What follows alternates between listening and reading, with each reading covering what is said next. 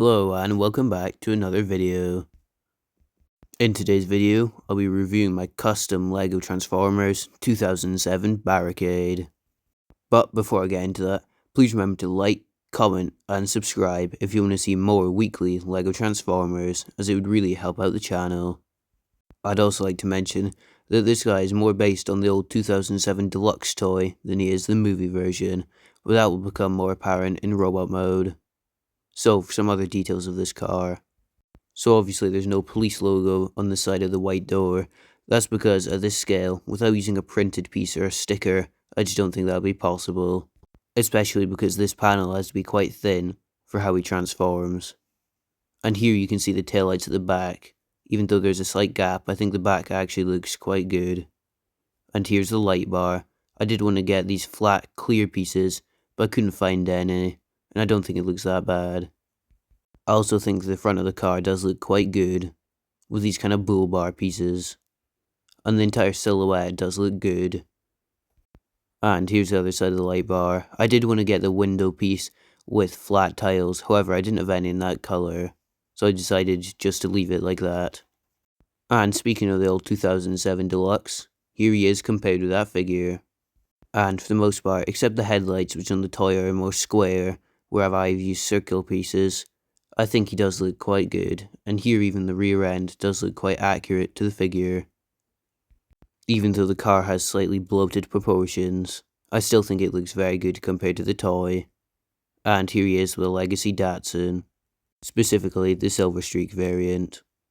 And here he is with Nest Bone Crusher, and obviously these guys are very out of scale, as Barricade should be a lot smaller. And here he is with Legacy Leadfoot. And finally, a Speed Champions car. And I think the scale is close, however Barricade is definitely slightly too big for minifigure scale. But it's honestly not that far off. And here you can see how I do think Barricade is slightly out of proportion, because he is the same length as the Speed Champions car, but he's also quite tall. But I think that's enough for the car details, so now it's time for his transformation. So the first step is to come to these wing mirror pieces, which are on these hinge joints, and we can just compress them into the side of the windshield. And obviously, we can repeat this step on the other side. Next, we can come to the back section, and the spoiler is on these hinge pieces, so we can compress it into the back of the car. And using those hinges that you can see, we can unfold the legs. And using the ball joints there, we can straighten out the feet, and we can also rotate them around, so it should look something like this, once they are fully rotated.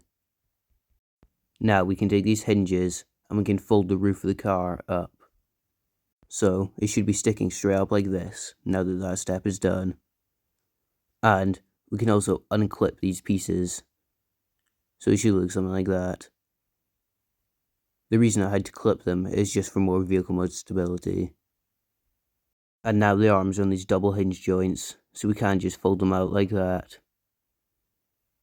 Obviously we can repeat this step on the other side, so it should look like this once the hinge joint is unfolded. And now there are various hinges inside the chest, which we can use to take the entire front of the car and fold it around 180 degrees, so it should look like that. Now using these rails, which we can slide these pieces along, so it should separate like that, as this will give us clearance for the head to fold through, which we can do now. And the head is on an assembly of hinges, which we can use. Now coming to the chest, we can slide it out to the side slightly. And this should give us clearance to fold the head in, and it should fit in perfectly to that gap, like that. And now coming back to the chest, these pieces are on stud connections, which means we can rotate them slightly, giving a more angled look in robot mode. Now using the ball joints at the thighs, we can take the legs and swing them down to their robot mode configurations. And coming to the backpack, we can now fold these pieces down. And we can also tab them back together and compress it into his back. Now, using these pin joints, we can swivel around this wheel assembly. And coming to the back of the car, we can start unfolding these pieces to give him his fingers. Obviously we do that on the other side as well. And speaking of the other side, we can also rotate around this wheel assembly. And on both sides, we can use the elbow joints just to give him a slightly more natural appearance. And once the step is done, that is his transformation complete. And so here he is in his robot mode, and in my opinion, this guy does look pretty good. And even from a side-on angle, he does look quite accurate to the movie design. And from the side here, you can see that his backpack is quite small. However, I couldn't capture the height of the door wings, as these pieces are slightly too small. But for the head sculpt, I think for what it is, it captures the design quite well. I also really like these shoulder assemblies, how they house the wheels in the correct positions. And I even think the legs work quite well, using the spoiler as these knee details. And here you can also see the multi-fingered design like the movie, as well as the bull bar on its chest, which does look quite well. So for some comparisons, here he is with the old deluxe class figure. And here you can really see how accurate I've got to the figure, including most details. However, I swapped the purple out for grey, as I think that looks better. Obviously no police logo on the arm. And here you can see how the door wings are definitely supposed to be larger, but I think this still works quite well as a Barricade. And here he is with a Legacy Silver Streak. And obviously, I do think Barricade is slightly large compared to Starscream, which does mean he's outscaled my Lego Starscream, as that was around the same height as Studio Series. And here he is with Revenge of the Fallen Megatron, even though he never appeared in that movie, as well as a Marvel Legends figure. And finally, for the figure comparisons, here he is with a Bumblebee figure, as well as a Speed Champions car. And finally, here he is with a minifigure, and I actually don't think this scale works too bad for how he appears in the movie. So, for the articulation, we can start off at the head. Now, his articulation is definitely not the best, but overall I think it is quite good. So, starting at the head, he does have a 360 swivel there. However, it can't look up and down just due to how the way he transforms, as it is only on a stud connection, and his arm can rotate the full 360.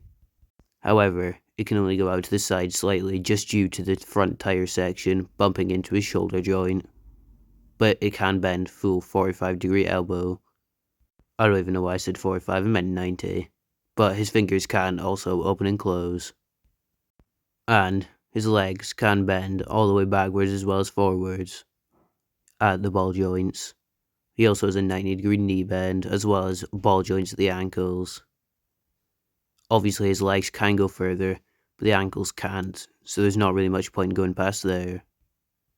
And all this articulation helps him get into some quite dynamic poses. He can even do this pose quite easily, and I think he looks quite good doing it. You can even recreate the pose from the movie. And in my opinion, this actually works quite well, and the scale here is pretty accurate to the movie. And he is definitely one of the better movie builds I have done. I would also say this could easily work as the Dark the Moon version, as I don't think there was any differences with those designs. Now I think that's just about it for this review. So if you've liked, please remember to like, comment and subscribe if you want to see more weekly LEGO Transformers. And sorry for not doing the how to transform videos lately, as I do have exams. Which is also why I've not been doing the voting to see which reviews are happening. I've just been posting the reviews that I've had time to record. So I'm not sure what video I'll post next week, but we'll find out soon, as I'll make a community post about it. I also will be going back to daily shorts, as I had some trouble posting them, as some things were not quite working. But it should be all fixed now, and they will be returning.